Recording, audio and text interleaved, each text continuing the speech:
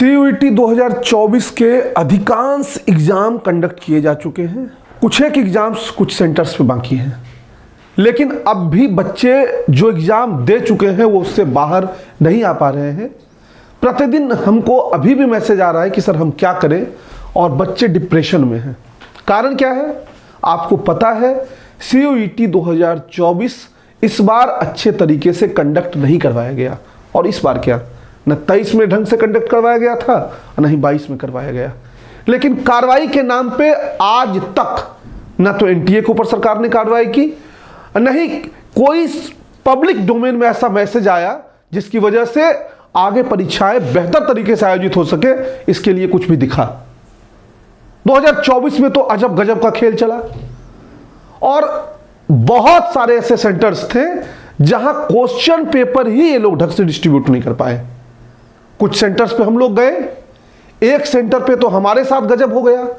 उन्होंने हमारे ऊपर आरोप लगा दिया कि आप धन उगाही करते हैं, हमारे ऊपर आरोप लगा दिया कि आप जो है बच्चों को भड़का दिए। अब आप परीक्षा ठीक से नहीं कराएंगे, आप पेपर ठीक से डिस्ट्रीब्यूट नहीं करेंगे और आरोप दूसरों के ऊपर लगा देंगे। मैं पहले सोच रहा था चुप रहूं, क्या बोलूं, बहुत खुद ही जो है वो अलग अलग तरीके के जो है मेंटल दौर से गुजर रहा था। लेकिन बच्चों के इतने मैसेज आ रहे हैं कि मुझे लगा नहीं, इस विषय पे अगर मैं चुप हो जाऊंगा तो फिर बोलेगा कौन? क्या इस देश में जो लोग परीक्षा देंगे केवल वही बोलेंगे क्या?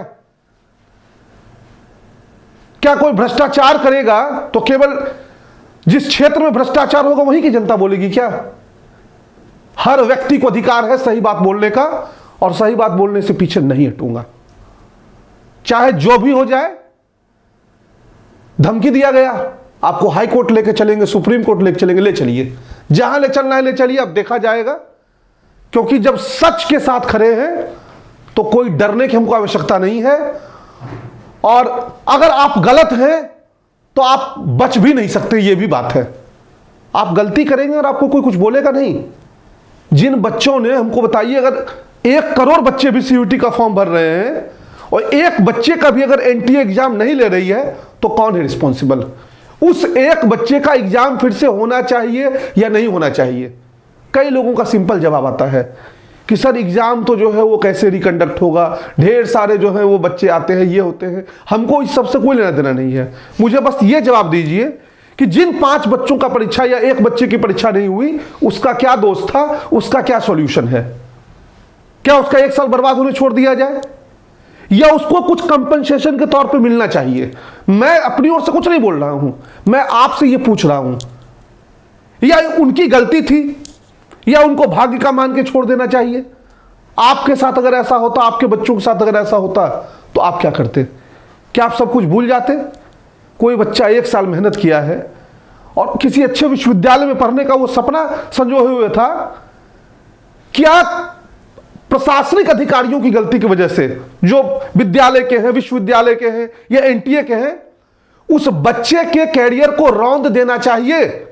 और अगर उस बच्चे के कैरियर को रौंदा जा रहा है तो क्या सबको चुप रहना चाहिए? हमसे पूछा जाता है आप कौन होते हैं? अरे हम देश के नागरिक हैं, कौन होते हैं क्या? इस प्रश्न को पूछने का क्या जायज औचित्य बनता है कि आप कौन होते हैं? आप गलती करेंगे और आपसे कोई प्रश्न नहीं पूछेगा।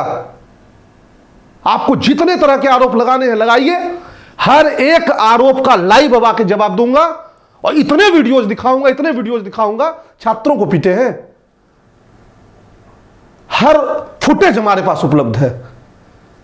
प्रशासन के रहते छात्रों को पीटा गया है, लेकिन हम नहीं चाहते हैं, आपसे ना कोई मुकाबला मेरा नहीं है। मेरा केवल एक कंसर्न है, जिन बच्चों के साथ अन्याय हुआ है उनके साथ न्याय हो। मुझे इस बात से कोई लेना देना नहीं है वो कैसे न्याय करेंगे। मैं ये भी नहीं कह रहा हूं कि हर बच्चे का एग्जाम फिर से लीजिए। मल्टीपल शिफ्ट्स में NTA पिछले वर्ष भी एग्जाम करवाया है और इस बार भी एग्जाम करवा रहा है। तो जिन बच्चों के साथ अन्याय हुआ है उनका एग्जाम कंडक्ट होना चाहिए, उनको उचित मौका मिलना चाहिए। आपने पहले नॉर्मलाइजेशन की व्यवस्था नहीं रखी थी, लेकिन अब आप नॉर्मलाइजेशन भी करेंगे क्योंकि आपने दिल्ली के सेंटर का एग्जाम कैंसिल कर दिया। पोस्टपोन कर दिया। तो उन बच्चों को मौका मिलना चाहिए, जैसा कि कानपुर के एक सेंटर से न्यूज आई, कानपुर था ना सर, कानपुर के एक सेंटर से न्यूज आई कि वहां एग्जाम कंडक्ट कराया जाएगा। तो क्या केवल कानपुर में ऐसा हुआ है?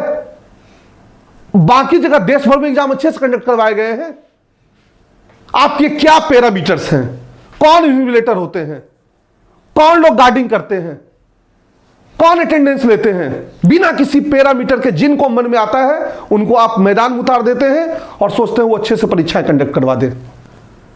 इस वजह से सीयूईटी हर साल विफल हो रहा है और कोई अफसोस इनको नहीं है। सबसे बड़ी चीज, ये आंख बंद करके सो जाते हैं। इनको लगता है नहीं, जो है बढ़िया है, अगले साल अब जो होगा वो देखा जाएगा, इस साल को भूल जाओ।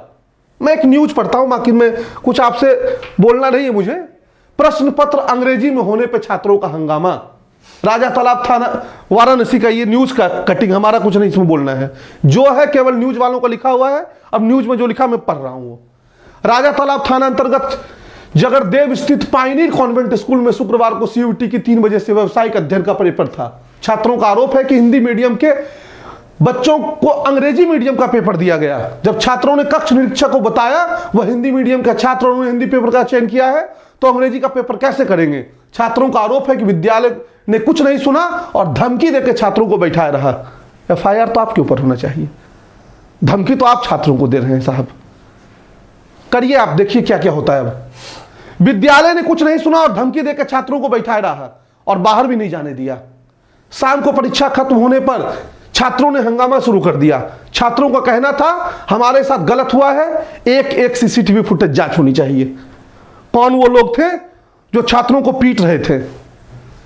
आक्रोशित छात्रों द्वारा कर रहे हंगामा की सूचना पाकर मौके पर एसीपी अजय श्रीवास्तव, राजा तालाब थाना प्रभारी सुमित्रा देवी, कस्बा राजा तालाब चौकी प्रभारी मातल देई चौकी प्रभारी सहित अन्य पुलिसकर्मी पहुंचे और विद्यालय प्रबंधन और परीक्षार्थियों के बीच वार्ता के क्रम में विद्यालय प्रबंधन ने एक प्रस्ताव रखा कि जितने भी परीक्षार्थी को इंग्लिश मीडियम का पेपर मिला है उनका नाम, रोल नंबर हम बोर्ड में भेजेंगे, वहां से स्वीकृत होने पर पुनः परीक्षा कराई जाएगी। वहीं जौनपुर निवासी निखिल मिश्रा, वाराणसी की काजल गुप्ता, चौड़ी भदोही के कारण चौहान सहित तमाम छात्रों ने आरोप लगाया कि विद्यालय प्रशासन ने छात्रों को पीटा भी है, विद्यालय प्रशासन के द्वारा छात्रों को पीटा भी गया है। छात्रों ने लगभग 3 घंटे बाद हंगामा समाप्त किया। हमारा नहीं कहना है, ये न्यूज़पेपर का कहना है। अब न्यूज़पेपर के अलावा हम वापस आते हैं उस स्कूल की घटना, चूंकि नाम स्पष्ट तौर पर स्कूल का ही दिया हुआ है और ये बच्चे ने हमको भेजा है तो हमको इसमें कहीं कोई प्रॉब्लम नहीं है। अब देखिए इन्होंने क्या लिखा है स्कूल ने लेटर पैड पे, to the director NTA subject request for re exam, sir most humbly I request, थोड़ा इंग्लिश में पढ़िएगा, most humbly I request you for CUET date 17/5/2024 shift 2 following booklet numbers are arranged wrongly, भगवान जाने, that's why distribution of these are happened wrong, so I request to NTA kindly arrange their re examination if possible. If possible क्या होता है साहब? आप खुद accept कर रहे हैं कि गलत जो है पेपर आपने डिस्ट्रीब्यूट किया है और इफ पॉसिबल कौन इन छात्रों के भविष्य को जो बर्बाद कर रहा है और किनके ऊपर कार्रवाई होनी चाहिए?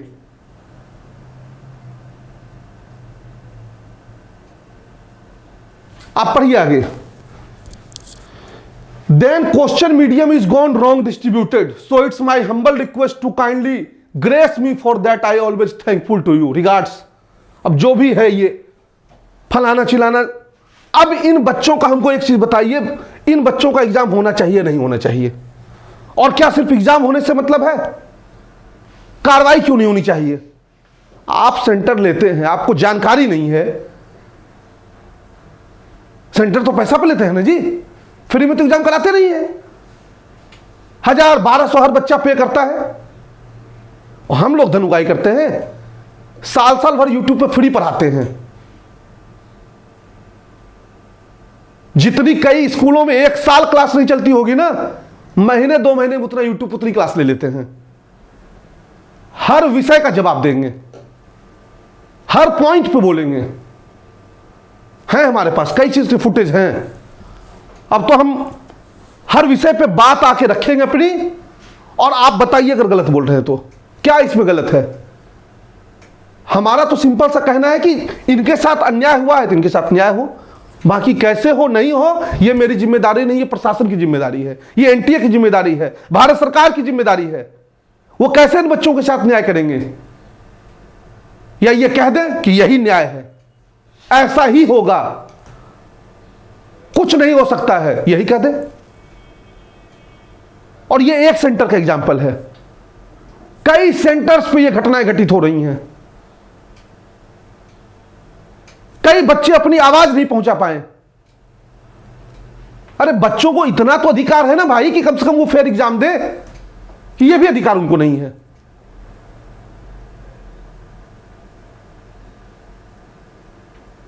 एनटीए ने हालांकि अपनी ओर से जो है कुछ ईमेल आईडी जारी किया है, वो भी कॉल रिकॉर्डिंग वगैरह के थ्रू हम लोगों तक पहुंची है। कहीं ऑफिशियली उन्होंने कोई नहीं डाला है नोटिस। जो है बच्चे फोन करते हैं, उनको बताया जाता है, वो हम लोगों को बताते हैं। चूंकि हमसे कनेक्टेड है आप लोग, तो हम आप तक पहुंचा रहे हैं। कोई आधिकारिक भी ये नहीं है। CUETUG@nta.ac.in, ये तो उसका मान लीजिए एकदम कॉमन सा ईमेल आईडी है। इस पे आप मेल करिए, जो भी आपके साथ प्रॉब्लम आई है अपनी प्रॉब्लम बताने से मत हिचकिएगा, नहीं तो ऐसे ही साल दर साल अन्याय होते रहेगा और कोई कुछ नहीं बोलेगा।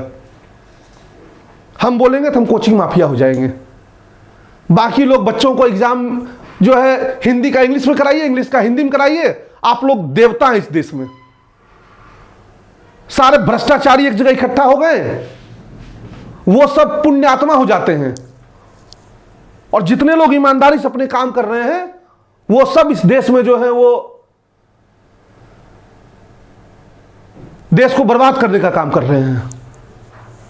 दो और ईमेल आईडी है, GEN जनरल मतलब शॉर्ट फॉर्म GEN admin@nta.ac.in, और एक आपका है टेस्ट admin@nta.ac.in। फॉर्मेट डिस्क्रिप्शन में दिए हैं।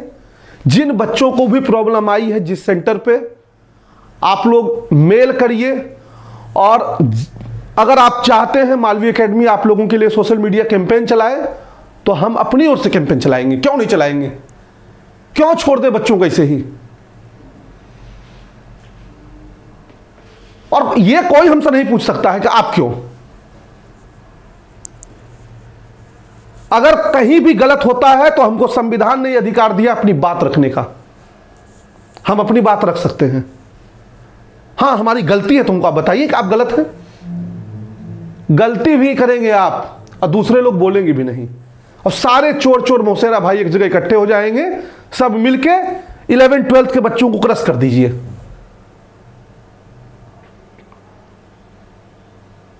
आप बताइएगा क्या होना चाहिए, हमको इससे कोई लेना देना नहीं है। अब तो कट ऑफ पे वीडियो जा रहे हैं, क्योंकि उनका तो कोई भविष्य है नहीं,